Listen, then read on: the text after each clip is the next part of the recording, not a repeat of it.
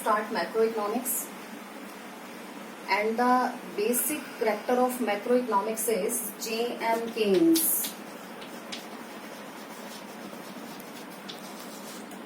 In 1936, J.M. Keynes published his book, The General Theory of Employment, Interest and Money. Employment, interest and money. This book brings a change in economic thoughts. The Great Depression of 1928-29 changed entire microeconomics, that has converted entire microeconomics into macroeconomics. Before the depression of 1928-29, the theories of microeconomics, which were long period theories, that was studied. Or classical economist says that, classical economist J.B. says, J.S. Mills, father of economics Adam Smith, Professor Marshall, all these classical economists says that supply create its own demand.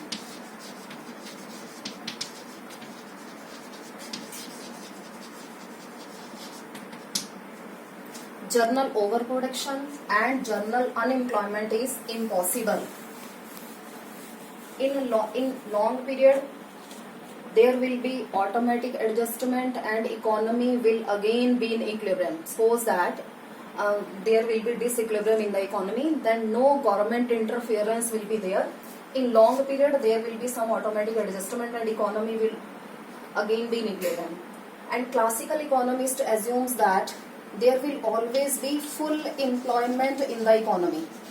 Full employment level means aggregate demand will always be equivalent to aggregate supply.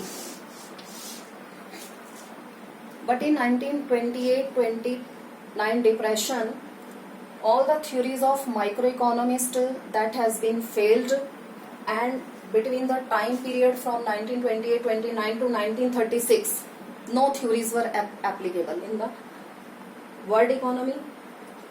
Then J.M. Keynes write his book, The General Theory of Employment, Interest and Money. In this book, he has clear that supply doesn't create its own demand, rather demand create its supply. Demand create its supply. And he says that full employment is an exceptional situation in the economy.